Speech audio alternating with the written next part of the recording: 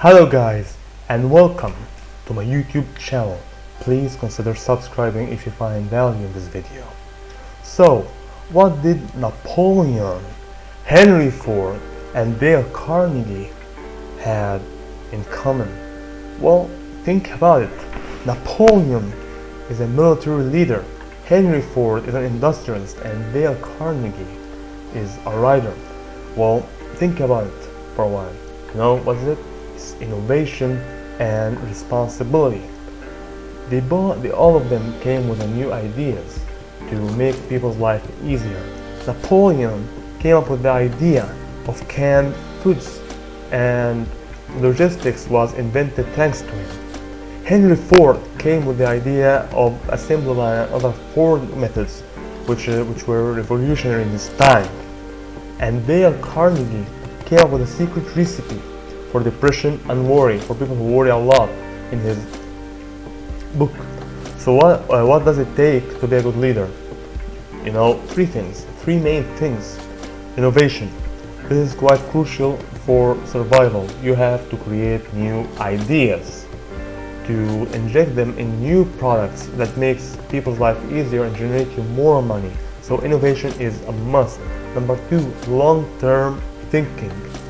All great leaders think on long term. Jeff Bezos, Mark Zuckerberg, Bill Gates, John D. Rockefeller. They take a 10-year approach, 20-year approach to problems. They don't just look for today or tomorrow. They have a very long-term vision. Number three, leave a legacy. This is also quite crucial and quite important. For a leader must leave an example and his ideas to survive for the next generation. We can see that we are working with tens of sciences for people who are dead, such as Aristotle or Einstein, who left their legacies, and all people are following their works and what they have done. There are tons and tons of businesses that fail weekly, not monthly or yearly. Weekly. They don't take innovation and leadership seriously, and finally they fail, because innovation needs renewal and it needs a lot of cash and a lot of time to think, but you have to innovate. So suppose you want to start a bank. You know, what would you need to start a bank? You would need capital, which is money to inject in your bank. To create a bank, you need capital.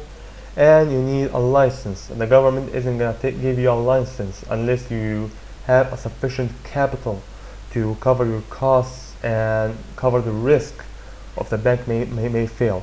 Now, assuming our banking example, what do you think a tycoon like JP Morgan would do?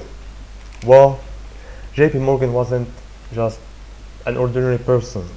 He was literally a genius, and he basically saved the US from two disastrous depressions. You know, they were recessions. If they lasted, they would be depressions.